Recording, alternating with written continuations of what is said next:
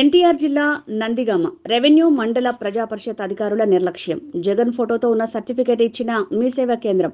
జగ్గయ్యపేట నియోజకవర్గం వత్సవాయి మండలం డబ్బాకులపల్లి ఘటన. మీ సేవ రద్దు చేయాలని ఆదేశాలు. కూటమి ప్రభుత్వం అధికారంలోకి వచ్చిన తర్వాత కూడా జగన్ ఫోటో నవరత్నాలు ముద్రించి ఉన్న సర్టిఫికేట్ ఇచ్చిన మీ సేవ.